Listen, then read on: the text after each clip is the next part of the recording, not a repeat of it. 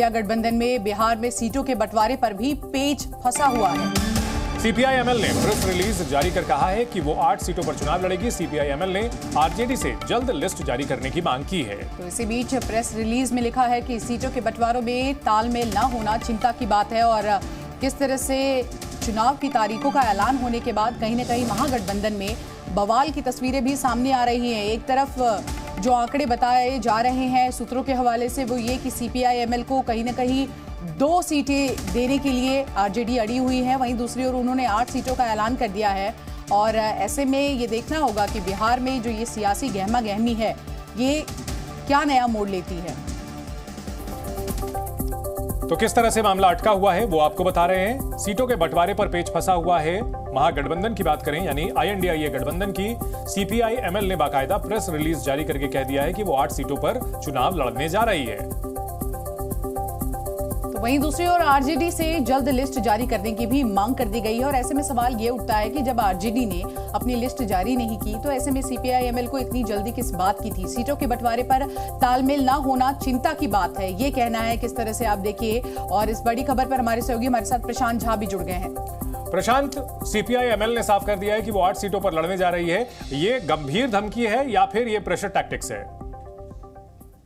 देखिए चंदन, ये जो सीपीआई-एमएल ने प्रेस विज्ञप्ति जारी करके जो बातें रखी है सामने, उस पर सीधे तौर पर आप इसको समझ लीजिए कि ये प्रेशर पॉलिटिक्स है। क्योंकि सीपीआई-एमएल को जब से पता चला है कि उसको 2 सीटें मिलने जा रही हैं तो उसने ये प्रेशर टैक्टिक्स अपनाया है बिहार में और ये दावा किया है कि उसके पास जो 8 लिस्ट है, 8 सीट है उसके, जहां से वो चुनाव लड़ने की पूरी तैयारी कर चुका है और वहां पर उसके उम्मीदवार खड़े होंगे। इसके पीछे की वजह यह है कि अब तक सीपीआई-एमएल 5 सीटों की मांग कर रहा था, साथ में सीपीआई 2 सीट की मांग कर रहा था और सीपीएम भी, उनको भी 2 सीटें चाहिए थी। लेकिन सीपीएम को यह कह के दरकिनार कर दिया गया कि बिहार में आपका जनाधार नहीं है। तो जनाधार वाली पार्टी बिहार में अगर कोई लेफ्ट में है तो वो सीपीआई-एमएल है, क्योंकि अभी विधानसभा में उसके पास 11 सदस्य हैं और ऐसे में उसका जो जनाधार है वो आरा के इलाके में है, काराकाट के इलाके में है और डिफरेंट जैसे कटिहार के इलाके में है। तो इन सब जगहों पर सीपीआई-एमएल ने कहा है कि हमें 8 सीट पर हमने तैयारी कर ली है, आप जल्दी से जल्दी सीट शेयरिंग कर लीजिए। लेकिन सबसे बड़ी बात है कि सिर्फ सीपीआई-एमएल क्यों, आज जिस तरह से कांग्रेस के जो प्रदेश अध्यक्ष हैं उन्होंने भी कहा कि हम डबल डिजिट में चुनाव लड़ने को तैयार हैं, जबकि आरजेडी उनको 9 सीटें देने के लिए तैयार है, जो मेरी जानकारी है। पहले ऐसे में बड़ा सवाल ये उठता है कि सीपीआई-एमएल ने तो कह दिया कि हम 8 सीटों पर चुनाव लड़ेंगे और कहीं ना कहीं जो जानकारी सामने आ रही है कि 2 सीटों पर बात बन रही है, आरजेडी 2 सीटें देंगी, प्रेशर बनाने की कोशिश की जा रही है। लेकिन ये आंकड़े कम हुए तो फजीहत भी होगी, जनता के बीच क्या संदेश जाएगा? बिल्कुल फजीहत होगी शिवांगी। आप समझ लीजिए कि अगर 2 सीट दी जा रही है सीपीआई-एमएल को, जिसमें आरा सीट है और काराकाट सीट है, और ये 8 सीट मांगेंगे तो निश्चित तौर पर आपस में इनका तालमेल धीरे धीरे खत्म होगा और उसके बाद ये होगा कि वो फ्रेंड मैच में उतर जाएंगे। यानी फ्रेंडली मैच तो कहने के लिए होगा लेकिन वो वोट काटेंगे। तो ऐसे में अब आरजेडी इस कोशिश में है कि कांग्रेस के बात होने के बाद, जैसे मेरे पास जानकारी है कि कल यानी दिल्ली में कल मुकुल वासनिक यहाँ पर सीट शेयरिंग को लेकर के फाइनल बैठक हो रही है। उस बैठक में सब कुछ तय कर देगा इंडी गठबंधन कि किस दल को कितनी सीटें दी जाएंगी। लेकिन जो मेरे पास जानकारी है शिवांगी, उसमें सीधे तौर पर यह है कि कांग्रेस के पास 9 सीटें होंगी, जिसमें इंक्लूडिंग पूर्णिया की सीट होगी जिसे पप्पू यादव को दिया जाएगा। इसके अलावा सीपीआई-एमएल को 2 सीटें, सीपीआई को 1 सीट और बाकी सीटों पर खुद आरजेडी अपने कैंडिडेट उठा रही। जी बिल्कुल। तो एक चीज साफ है कि जो बड़े दल हैं, अगर बात की जाए आरजेडी की, तो वो ज्यादा सीटों पर ही लड़ेगी।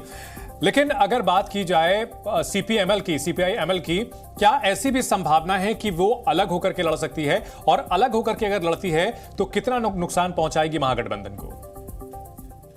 देखिए चंदन, सीपीआई-एमएल का जो कैडर बेस्ड पार्टी है ये, और दीपांकर भट्टाचार्य इसके जनरल सेक्रेटरी हैं, और पूरे बिहार में इसके जो कैडर हैं वो फैले हुए हैं।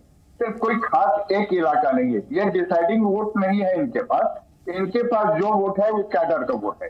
तो ऐसे स्थिति में अगर ये अलग होने की नौबत आ जाए तो सीपीआई-एमएल आरजेडी को सबसे ज्यादा नुकसान पहुंचा देगी और कहीं भी अगर जीत की स्थिति होगी भी तो वहां आरजेडी नहीं जीत सकती है। दूसरी बात आपको और बता दूं कि सीपीआई एमएल का जो ये बेस पार्टी है, इस सीवान के इलाके में इसका काफी अच्छा खासा पकड़ है। इसकी कटिहार से इसके विधायक भी जीत के आते हैं, तो वहां भी इसके अच्छा खासा इसके वोट बैंक है। इसी तरह इसका पटना के पाटलिपुत्रा में वोट बैंक है, आरा में वोट बैंक है, इसका वोट बैंक सीवान के इलाकों में है, इसका वोट बैंक आपको ये जो काराकाट इलाका है वहां पर भी है, और नॉर्थ बिहार के भी कुछ हिस्सों में इसके जो है वोट बैंक है। और ये निस्संदेह अगर सीपीआई एमएल कोई कड़ा एक्शन लेता है,